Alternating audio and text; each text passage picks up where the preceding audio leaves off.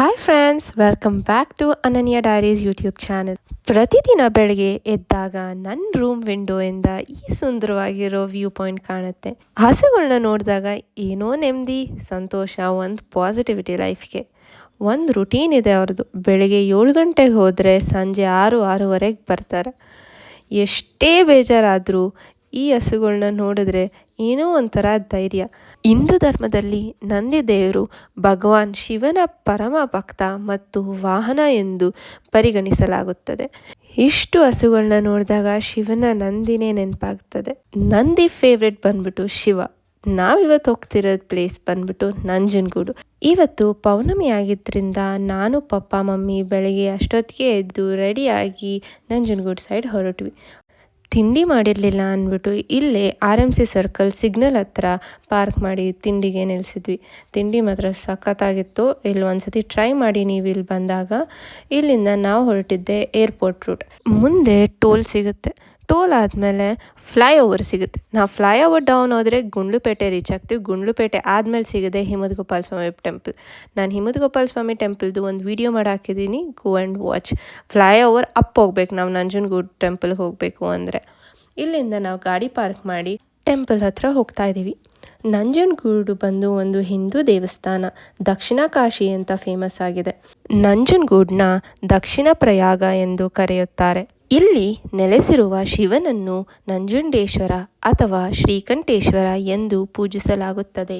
ನಂಜುಂಡ ಎಂದರೆ ವಿಷವನ್ನು ಸೇವಿಸಿದವನು ಎಂಬ ಅರ್ಥ. ಈ ಪುರಾತನ ದೇವಸ್ಥಾನವು ಕಪಿಲಾ ನದಿಯ ದಡದಲ್ಲಿದ್ದು ಕರ್ನಾಟಕದ ಅತಿ ದೊಡ್ಡ ಶಿವಾಲಯಗಳಲ್ಲಿ ಒಂದಾಗಿದೆ. ಈ ಕ್ಷೇತ್ರವನ್ನು ಭಕ್ತರು ರೋಗ ನಿವಾರಕ ಕ್ಷೇತ್ರವೆಂದು ನಂಬಿದ್ದಾರೆ. ಪ್ರಥಮ ಪೂಜೆಗೆ ಅಧಿಪತಿ ಗಣಪತಿ, ಸಂಕಷ್ಟಹಾರ ಗಣಪತಿ. ನಾವು ದರ್ಶನ ಮಾಡಿ ಗಣಪತಿದು ಹೂವು ಮತ್ತು ಗರ್ಕೆ ಕೊಟ್ಟು ನಾವು ಹೋಗಿದ್ದೆ ಶ್ರೀಕಂಠೇಶ್ವರ ದರ್ಶನಕ್ಕೆ. ದೇವಾಲಯದ ಭವ್ಯ ಗೋಪುರ, ವಿಶಾಲ ಜಾಗ, ನಂದಿ ಮೂರ್ತಿ ಮತ್ತು ಆಧ್ಯಾತ್ಮಿಕ ವಾತಾವರಣ ಭಕ್ತರ ಮನಸ್ಸಿಗೆ ಶಾಂತಿಯನ್ನು ನೀಡುತ್ತದೆ.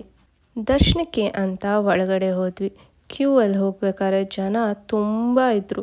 ತುಂಬ ಲೇಟ್ ಆಗುತ್ತೆ ಅಂದ್ಕೊಂಡ್ವಿ, ಬಟ್ ಬೇಗನೆ ದರ್ಶನ ಸಿಕ್ತು ನಮಗೆ ಫಸ್ಟ್ ಸಿಗದೆ ಶ್ರೀಕಂಠೇಶ್ವರ ಸನ್ನಿಧಿ. ನನಗೆ ಇಲ್ಲಿ ವಿಡಿಯೋ ಮಾಡೋಕ್ಕಾಗಲಿಲ್ಲ. ಈ ಸನ್ನಿಧಿ ಆದಮೇಲೆ ಸಿಗದೆ ಶ್ರೀ ಸುಬ್ರಹ್ಮಣ್ಯೇಶ್ವರ ಸ್ವಾಮಿ ಸನ್ನಿಧಿ, ಆಮೇಲೆ ಶ್ರೀ ದಕ್ಷಿಣಮೂರ್ತಿ ಸನ್ನಿಧಿ. ಇದು ಉತ್ಸವ ಮೂರ್ತಿ ಸನ್ನಿಧಿ.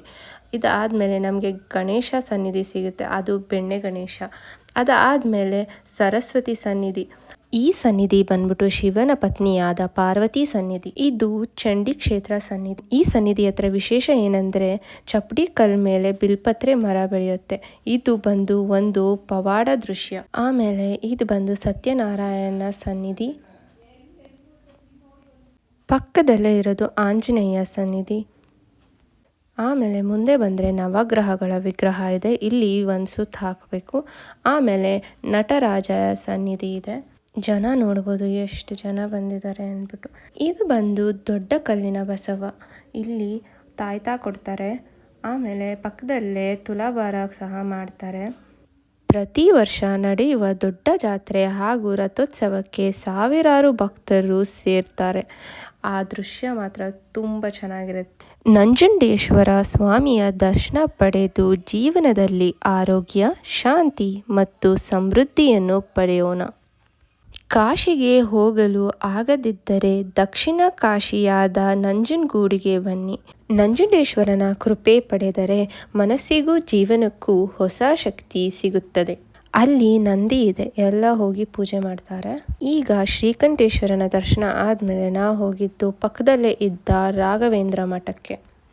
ಈ ರಾಘವೇಂದ್ರ ಮಠಕ್ಕೆ ಒಂದು ದೊಡ್ಡ ಸುಜ್ಞಾನೇಂದ್ರ ತೀರ್ಥರು ಅಂತ ಒಬ್ಬರು ಇರ್ತಾರೆ. ಅವರು ಈ ಸನ್ನಿಧಾನದ ಮಠಾಧೀಶರಾಗಿದ್ದರು.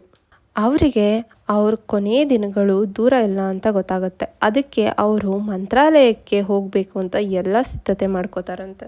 ಅವ್ರ ಕನಸಲ್ಲಿ ರಾಘವೇಂದ್ರ ಸ್ವಾಮಿಗಳು ಕಾಣಿಸ್ಕೋತಾರಂತೆ. ರಾಘವೇಂದ್ರ ಸ್ವಾಮಿಗಳು ಏನು ಹೇಳ್ತಾರೆ ಗೊತ್ತಾ? ನೀವು ಮಂತ್ರಾಲಯಕ್ಕೆ ಬರಲು ಅಗತ್ಯವಿಲ್ಲ, ನಾನೇ ಸ್ವತಃ ನೀವಿದ್ದಲ್ಲಿಗೆ ಬಂದು ನೆನೆಸುತ್ತೇನೆ. ಮೂರ್ತಿಯ ರೂಪದಲ್ಲಿ ಕಾಣಿಸಿಕೊಳ್ಳುತ್ತೀನಿ. ಆ ಮೂರ್ತಿಯನ್ನು ತಂದು ನಂಜನಗೂಡಿನಲ್ಲಿ ಪ್ರತಿಷ್ಠಾಪಿಸಬೇಕೆಂದು ಹೇಳುತ್ತಾರೆ. ರಾಘವೇಂದ್ರರು ಇನ್ನೂ 3 ಜನರ ಕನಸಿನಲ್ಲಿ ಸಹ ಕಾಣಿಸಿಕೊಳ್ಳುತ್ತಾರೆ.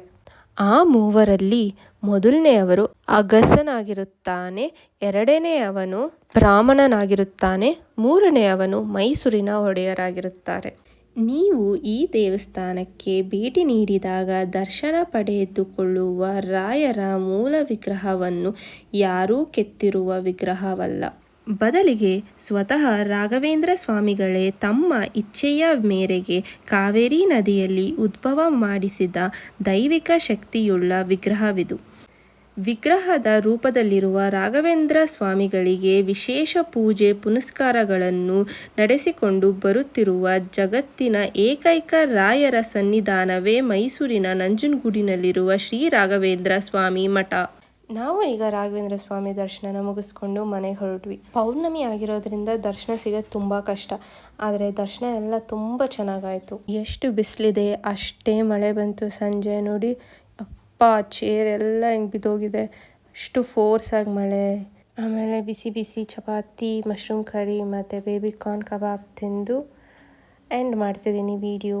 ಲೈಕ್ ಮಾಡಿ, ಶೇರ್ ಮಾಡಿ, ಹಾಗೆ ಸಬ್ಸ್ಕ್ರೈಬ್ ಮಾಡೋದಂತೂ ಮರಿಬೇಡಿ. Thank you. ಬಾಯ್.